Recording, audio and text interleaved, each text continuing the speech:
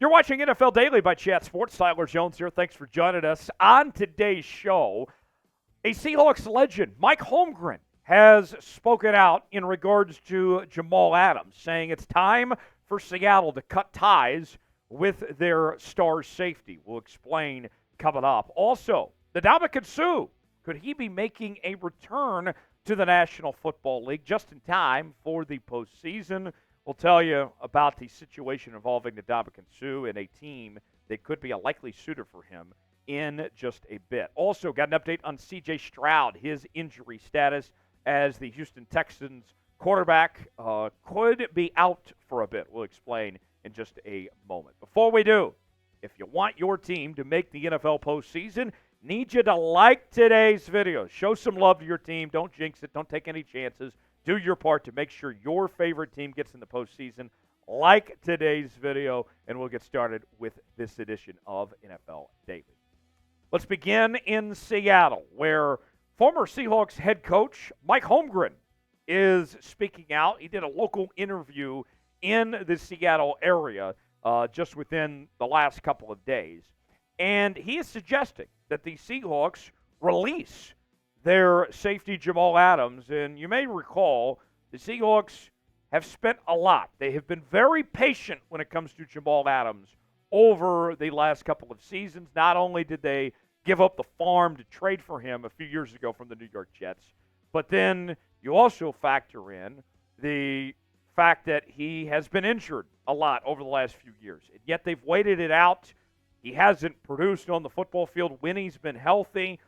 And it would not be cheap to move on from him, but Holmgren says it's time. Listen to this from Holmgren. I've been in position where I've had to release good players that were hurting the team, and sometimes you just have to eat the money. Now, what type of money are we talking about here? A lot of moolah here, folks. The Seahawks, it would cost them $20 million in dead cap over the next 2 years to cut Jamal Adams here. That's a lot of change that the Seahawks would be paying for a guy not to play for you. Now, I know some of you are going to say right away, why not just trade him at that point? Well, it's, I think, the worst contract in football.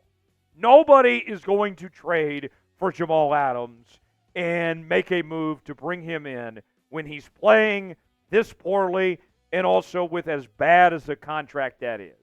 And the fact is, Jamal Adams at this point in his career right now is a liability. There is more bad than good that comes with Jamal Adams, that it's simply not worth it for anybody out there to make a move to bring in Jamal Adams at this point. You look at the Seahawks depth chart, and they invested in Julian Love. They brought him in. He got off to a slow start to this year. Quandre Diggs is starting to lose a step of sorts. He hasn't been the same guy that he once was. And then Jamal Adams, you factor into the equation. Jamal Adams just has been awful this year, despite what they've invested in this young core with guys like Devin Witherspoon and Rick Woolen and company. Something is clearly off where the Seahawks could be looking at wholesale changes in this secondary come 2024. More from Holmgren as far as Pete Carroll and John Schneider's situation goes and what they have to do. He said, I trust them. They both have each other's back. It's not an easy decision. So the Seahawks staff getting the support of their former coach. As we mentioned, traded to Seattle in 2020.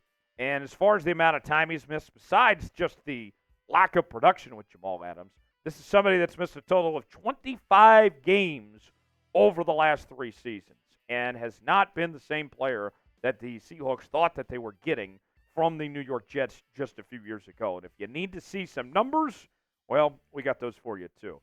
His overall grade so far this year, a 55, basically, from Pro Football Focus. His coverage grade's been terrible. His run defense grade's been terrible. About the only thing he's been doing well is in the pass rush, an 85.5 grade, a true one-dimensional player.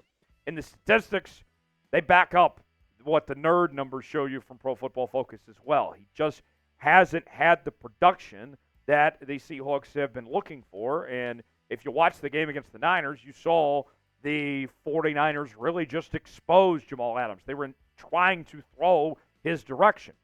The sad part for the Seahawks and for Jamal Adams is that his legacy with this Seattle Seahawks team is going to go down in the same vein as Clay Bennett, the former owner of the Seattle Supersonics, now owner of the Oklahoma City Thunder. That is how Jamal Adams is going to be remembered. This is the worst trade in the history of that franchise. You look at how this played out. The Seahawks could have had Garrett Wilson, okay? And instead, they got an overpaid safety that couldn't stay healthy. Kobe Bryant, who they even got out of it, he's had problems staying healthy too. It was just a disaster, and one of the biggest regrets that I think you're going to see from a team in a trade that was ever made right here of what the Seahawks did with Jamal Adams, set that franchise back. Should the Seahawks cut Jamal Adams? What do you guys think? Y for yes, in for no. Is it time to move on and just give up after all that money he's due and everything? What do you guys think? Weigh in that comment section. Tell us what you think. Ndamukong Suh, could he be making a return to the National Football League? According to a new report, Ndamukong Suh has reached out to several teams about a potential return to the NFL. And there's a few things of note that come to mind as far as this situation goes with Suh. Let's start back in October when, in an interview with Sky Sports, Suh said he had discussions with the Baltimore Ravens. Obviously, that did not materialize into anything. He himself showed interest in a return to come back to the Detroit Lions, where he started his career, but there were concerns about the fit that Ndamukong Suh would bring to Detroit and the chemistry that he would have within that organization with what Dan Campbell has already established there. Then there was the Dallas Cowboys that were brought up as a possibility, but the Cowboys were not interested in an off-the-couch signing of Ndamukong Suh, a guy that has not played all season long.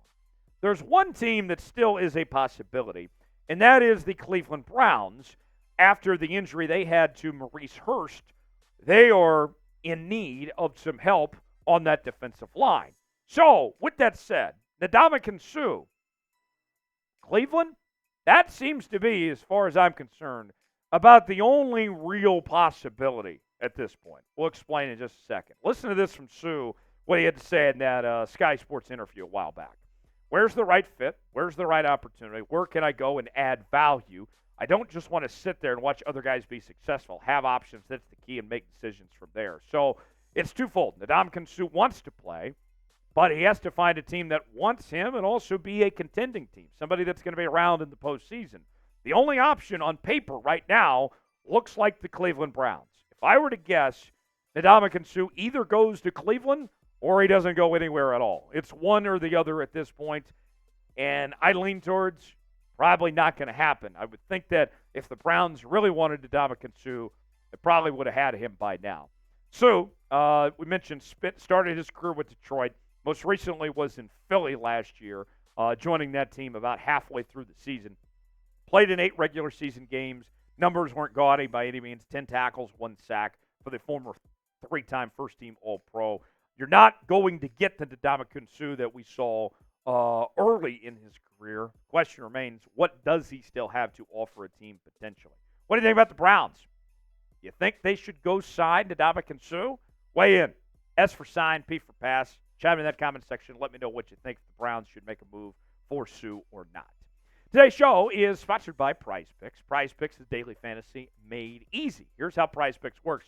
You choose 2 or more players on any given category. You get the choice of more or less, whether you're talking fantasy points, passing yards, receiving yards. Maybe you want to mix and match different sports, whether it's the NFL, the NBA.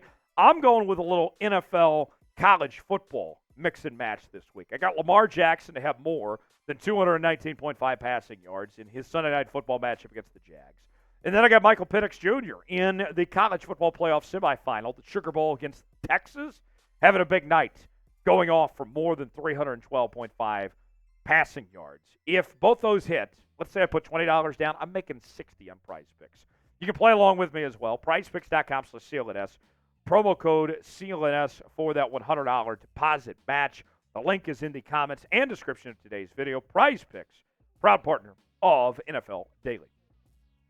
One final note before we get out of here today, an update on C.J. Stroud. The Houston Texans rookie quarterback has been fantastic in 2023, but unfortunately, he suffered a concussion last week and has not cleared protocols. So now the expectation is that as the Texans are sitting here trying to make the postseason, that they will have to turn their attention to David Mills to get the start for Davis Mills to get the start for this Houston Texans team, their former starter.